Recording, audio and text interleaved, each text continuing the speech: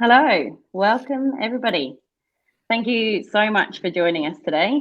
I'm Lorna Hegarty, Brand and Comms Manager at Squiz, and I have the absolute pleasure of hosting today's live Ask Me Anything session. In honor of Global Accessibility Awareness Day, today's Q&A is going to be dedicated to accessible design, and we'll be hearing from three of our wonderful creative and consulting team who are our absolute accessible design experts in the business. So we have Peter Cree, who's our Global Head of Creative and Consulting. We've got David Snellgrove, who's our Senior Digital Designer. And we've got Lucy Morgan, who's our Senior UX Designer. These guys are true experts in accessibility, and not only are they experts, but they're really, truly passionate about it. So it's going to be a really great session. I'm really excited to hear from you all. We've had some fantastic questions, so thank you for everyone who submitted a question in advance of the session. We really appreciate it. We've given ourselves a very ambitious target of 30 minutes. So it's certainly going to be a quick fire Q&A, but anything we don't cover, we will certainly get to following the session. So rest assured, if you've asked a question, we will answer it. And if you have any questions throughout, please feel free to add them to the comment section. If we have time, we'll address them. And again, if not, we will come back to you following the session. If you're watching the recording, please also still add your questions. We can come back to them at a later date. We'll be keeping an eye on this feed, and we want to keep this conversation going. So please do. Final piece of housekeeping, if you'd like to have captions, please remember to click the CC button at the bottom of the screen. So without further ado, I think we should probably jump into our first question.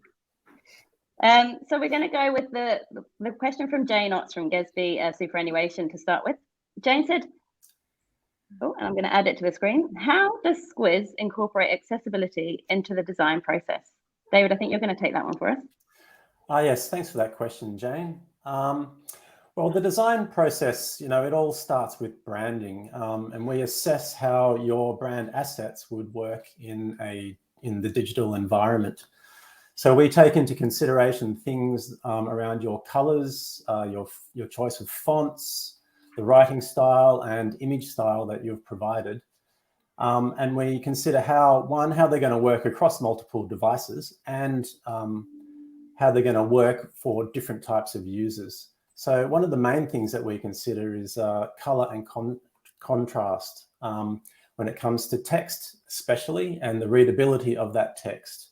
Because we need to include, we need to think about users, and including users with visual disabilities and how they perceive any of the content and any of the imagery on the page. So color is a huge thing, and we basically test any of the colors against the WCAG Web Content Accessibility Guidelines, and to either a AA or AAA standard, which basically outlines the contrast of that text and the ability to read that text at different font sizes. So there's a whole bunch of things that we need to think about, and that's where we start. Nice. And I think we had a question as well from Danielle that kind of led on from this. So Danielle actually said, what are some of the key tips you'd give for page design to help with inclusivity for all users? So I'm actually going to jump in and start this one. Apologies for the darkness. I am in a wet and wild and stormy Wellington. So it all suddenly went dark literally as we went live. But I think one of the things is that also to bear in mind that inclusive design as a concept is actually another step on from accessibility and also universal design. Universal design kind of takes a design for all approach, which is awesome, and it's really great to think about. But inclusive design is really dependent on thinking about your user needs and really understanding them. So user research is a massive part of being able to do this page design well. So, hopefully we have that behind us. We do know that it's sometimes really hard to get user research going, but it's a great argument for doing some if you can. But when it comes to specifically page design, it's really thinking about those needs and how do you reflect those in your pages. So there's the needs side of things, which is actually thinking through, do different groups need different solutions?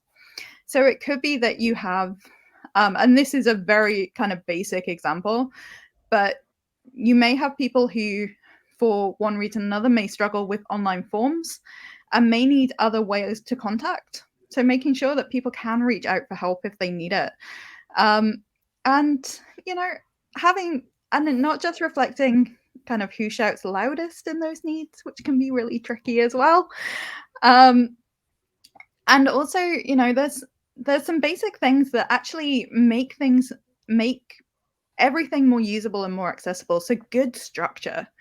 The number of pages where we actually put the burden on users, and it's particularly high on people using screen readers and other assistive technology, to find stuff on their own within pages rather than using good structure, good subheadings and headings that actually allow people to see what they need or to use to jump to it using screen readers really easily. So that's something to bear in mind. And then, you know, coming back to what Dave was talking about in terms of design, inclusive design, it's so important that your community see themselves reflected on your site. And that could be through photography, you know, and making sure that the photography you use is reflected of your community. It can also be including other representations of your community. So here in New Zealand, it could be looking at, are there any Māori design elements that you want to include so that you can actually represent your community? And thinking about the things that are important to them, you know, color as well. Color can be a big part of fitting in with your community and reflecting that. And the one last thing I'm going to talk about, because I think Peter might well want to jump in as well, is obviously, you know, we use a variety of different content types on sites and on our pages. And we really need to, when we're taking an accessible or an inclusive design approach, really think about what is appropriate for people. Because video content can be fantastic. It's really good for maybe communities where written content isn't as straightforward to deal with. But actually the flip side of that is that for some people, obviously those with visual impairments and others, video content isn't great. And that can also be people who speak other languages and who may find written content actually easier because they can use translation tools more easily with written content. But I have waffled on enough. I'm going to hand over to Peter. I mean, I agree with all of that. I was just going to add, you know, in terms of inclusive design, it can also impact thinking about where your audience is, where they live. You know, are they regional, are they remote, are they metropolitan? You know, are they impacted by download speeds for video? You know, are they likely to be using their uncle's laptop from 8 years ago with an old browser? You know, how might that affect what you design? You're very dependent on these as well. Exactly that. So, yeah, inclusive design is just about that. I guess it's just making sure you really are. It's reflecting the audience in what you're producing, not leaving anyone behind. And of course, accessible design is so much a part of that. Whether it's the color choices, the contrast, making sure we're not using color to communicate information, which might leave some people out. Things like that. It all sort of works together to produce a more inclusive experience.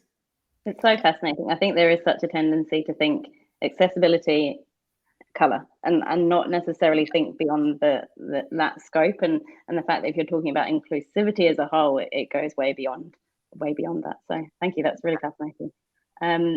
We will move on to our next question. So Liz Thomas wanted to know, how do you debunk the myth that accessible design can't also be beautiful design? Yes. Well, they say, you know, the simple things are often the hardest. Cutting out all the noise and the clutter and getting to the core of the message or the problem, and to hero a brand's personality and business goals. That's quite a difficult task. And to make that beautiful at the same time is, you know, that's the core foundation of design, really. So there is a certain clarity and beauty which can be achieved through a minimalist approach. And I'm a huge fan of minimalist approaches, especially when it comes to websites, because it brings in consistency and order, and you can use like negative space to bring out, you know, feature content and that kind of thing. So yeah, a minimalist approach is definitely a very good way of simplifying interfaces, removing unnecessary elements and clutter, and getting to the heart of the message. Can I just chip in quickly as well? Because design is so personal. What you loved doesn't necessarily mean someone else is going to love it or find it beautiful. And so it's so important when we're doing design, and amazing people like Dave leading design, that we actually take that into account in how we're thinking about it. And as he said, representing the brand, representing who you are as an organization. And that doesn't necessarily mean that everyone is going to 100% love it, but it is meeting your needs. Just on that one, because it's always a very personal thing when we talk about design and what we love. There was also a cameo by Lilo, the Squiz creative team mascot, who really wants to be involved. So hi, everyone. We were hoping she'd make an appearance. She was keen to be involved. Right, let's move on to our next question, which comes from Lauren Torres Skipper, who asks, what's the best way for a designer or a design team to start a conversation with web teams about increasing website accessibility? While I wrangle the cat, when we were talking about this question, we weren't sure if Lauren, you were referring to a technically focused web team, so maybe one that's based out of an IT part of the organization, or a web team who are more focused on day-to-day management, because they could potentially have different perspectives, obviously, coming into it. But to be honest, I think what I would say is probably pretty similar, which is focus on where you have common cause. Online presence is often a big part of organizational strategy and organizational goals. So think about where you actually tie in with them and where you can achieve things together. Hopefully, fingers crossed, everybody wants your users to be using your site or your application, and coming at it from an accessible by default position actually helps that. Enables you to be, from the very beginning, thinking about how do we bring this to our users. And sometimes, depending on people's previous experiences, they've heard that accessibility is this really difficult thing. Like, it's going to be a massive challenge, and it's going to take so much time and cost and all the rest of it. And I'm not denying it.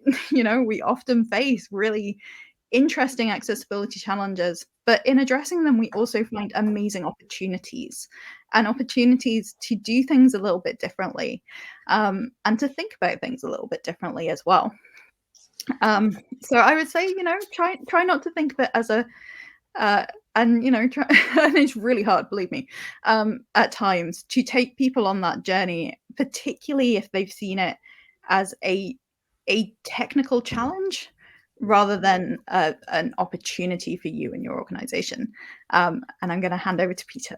Well, I was going to add, recent Australian data suggests that around 1 in 5 Australians are living with disability, and it's more if you include the effects of aging. So that's actually a huge chunk of your audience. So there's, do we want to leave everyone out? It becomes sort of a really key question here. And I think the other thing that's really important is, I guess, building on what Dave was talking about with regards to, minimalist accessible design. It actually helps everyone.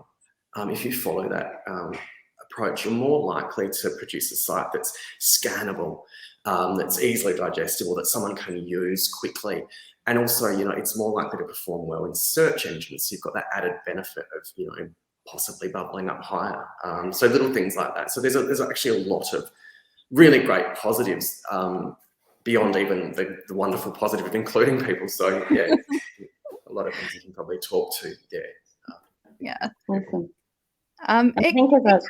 Sorry, just before we carry on, it can also just seem scary to people, because I put my hand up, and sometimes when I have a look at things like WCAG, it's not straightforward to understand straight away.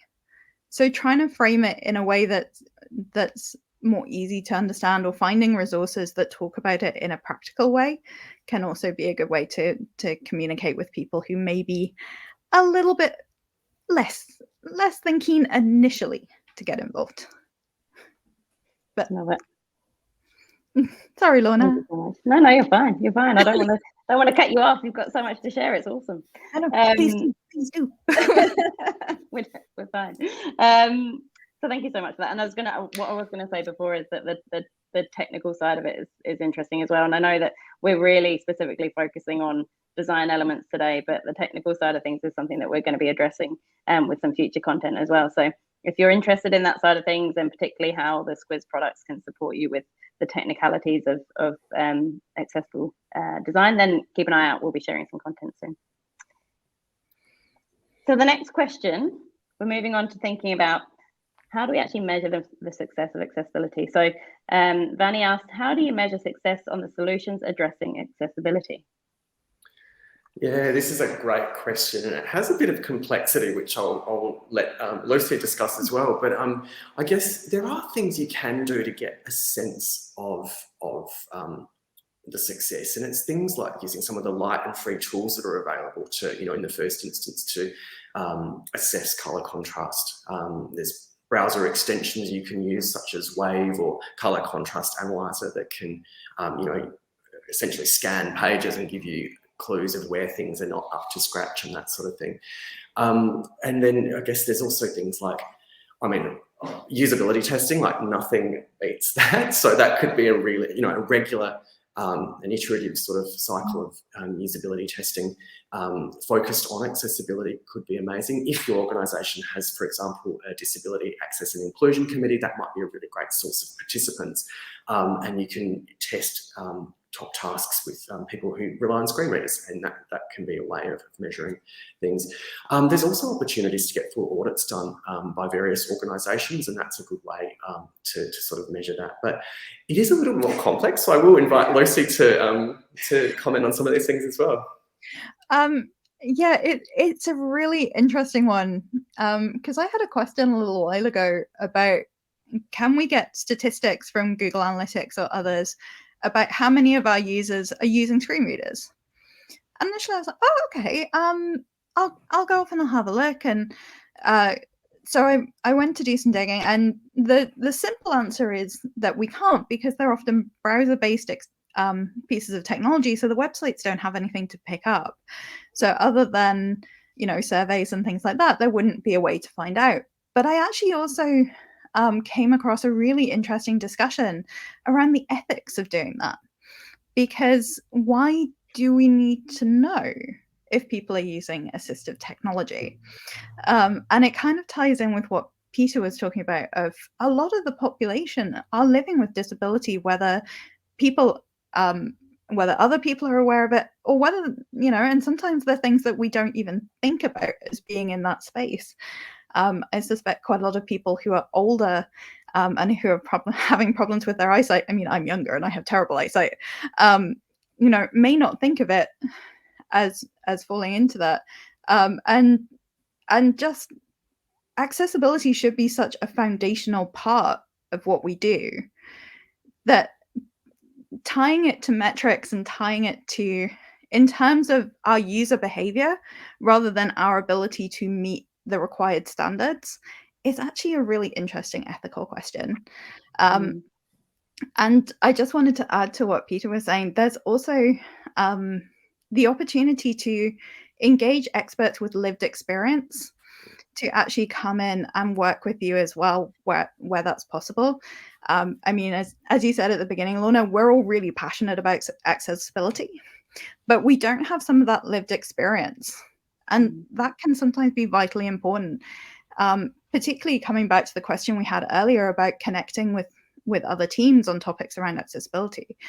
People often connect to other people's stories and hearing about their experiences. And so it can be a really good way, to get, an expert with lived experience to come in and work on your site, but also to have the opportunity for other people to hear from them and learn from them as well. Usability testing, for example, exactly can be a powerful source of that sort of story. So. Yeah, take those opportunities and tell the human stories. It's a big part of what we do in user experience, is thinking about our users as people, not just as a user. I think it's such a critical point. I think there is such a tendency to kind of think about the measurements and the compliance and the boxes you should be ticking, but actually, if you put it in those sort of terms, like how are people receiving what we're delivering, and really give it that human element, then all of that other stuff should just fall into place, right? Yeah, I mean, I'm a massive stats nerd as well. Don't get me wrong. Love the stats. Love Google Analytics. Can't keep me away from them. But there are times when they don't tell us everything about what we need to know, and particularly for these things that are much more about our personal experiences that we actually need to hear directly from people. Great answer. All right, the next question from Jen, and apologies, Jen, we've had to slightly paraphrase this one because it was a little bit too long for the box, but I hope we haven't taken it out of context. So Jen said, if a company is worried about producing accessible reports that could be changed and used for bad intentions, what is one way to assure them, or is there a solution to fix this issue? There's the short but slightly flippant answer, and then I'll get into the real one. The short one is Peter's like, don't do it. The short answer is HTML rules. So we've seen a big trend in people actually providing even long form content in HTML. So as web pages, and the same with more complex forms, actually converting them into online forms where obviously people are able to use assistive technology in actually accessing them, which means that they're also not changeable in the way that Jen was saying. This is something that is not an uncommon question. I have heard it a lot over the years. And I think it's one where probably the actual scale of the problem is less than people think it is. But I'm sure there are examples out there where it's happened. And some organizations are still very in the mindset of, we need to provide this as a PDF for these reasons. And as I said, the short answer is HTML rules, but that's not always something that people can do. So it is worth investigating accessible PDFs, which is much, it does take work. And a lot of it is actually making sure that the underlying document, the original document, is also accessible. There's been a big move in the last 5 to 10 years from the major software manufacturers as well to acknowledge accessibility. And, the tools aren't always great, but they do give you a start. So we're going to be doing some follow-up, I think, and we'll include links to some information from Microsoft about making Word documents accessible, which also flows into the information from Adobe about making accessible PDFs. But as I said, they do take work. This is the thing. It's not necessarily something that you can take an existing PDF and make it accessible. But as we've been talking about, there are a lot of benefits to doing the things that take a bit more time, but will offer a much better experience for people who need them in different formats. And as I said, there's not a super quick fix, but there are ways to present them. And this is not directly related to accessibility, but often documents now also have built-in audits. So there is the opportunity, if someone were to do this, to actually be able to call out where a change has been made. But we much prefer to get ahead of the game and not have to rely on that. So this also feels like a bit of an opportunity to sort of ask the question of, do you need all of those files? Yeah. Do you need all of those PDFs? I think things like, PDFs and Word docs have a habit of being a, upload and forget kind of scenario. And, from an accessibility perspective, it's also just disorientating to be moving in and out of different sort of environments. All users hate PDFs and Word documents on mobiles. It's hard to navigate and that kind of thing. So I think hand in hand with thinking about how you present them, I just can't resist saying, do you need all of them? Could some of them be archived? And that's where like a content audit or an inventory or something like that can be a real goldmine. Get your inventory on. Look at all your content and see what you've got. I think that's definitely true. PDFs do often end up in a bit of a dumping ground. And it's also worth thinking about how people are going to be using that report. Is it something that someone's really going to need to be able to download and keep with them? Or is it actually something that can benefit from being online with the ability to update as appropriate? Because PDF's a print format, right? Like it's designed for printed documents. And so this web platform sort of changes that a bit. So, and someone with skills and the right technology, they can probably modify PDFs anyway if they really, really want to. Just putting that out there. It's not viable if you try hard enough. But it all. Sorry, Peter is very familiar with this little random line. All content comes down to the who, what, why. So who is it for? What purpose does it serve? And why do those people need it? And I think some of the decisions around format, whether it be HTML or PDF, it's also thinking about that. And within your content, thinking about that as well. This wasn't actually a question that we got, but I did want to bring it up, which is things like infographics and images.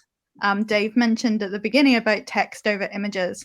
And it's really important to remember that those kind of pieces of content are not accessible on their own. They need to be accompanied by text descriptions to make them accessible. So actually, where those are placed in PDFs, even, if you have an accessible PDF, you still need to bear in mind text description as well. And that is please do not put text inside a graphic and save it and put it onto a website, because that's invisible to assistive technology, and also it's a nightmare for responsive design. It becomes cluttered and messy. Does not translate well across devices. No. And then it also has the ability to just lose your brand. Random people making graphics and uploading them onto your website, and your brand message gets diluted so quickly. Not to mention the accessibility of the text within the images. It just turns into like a nightmare very quickly. So please don't. Well, I mentioned that you were passionate, and you're definitely demonstrating that. Yes. Just one last thing on that. Don't forget, if you're using those graphics elsewhere, like on social media, same applies. A few of the platforms do now allow you to add alt text or other description, but it is really important as well not to forget our users who come to us through other channels, and that they can still use things. So if you are using imagery in social posts, just make sure that there's alternatives available as well. But now I'm done.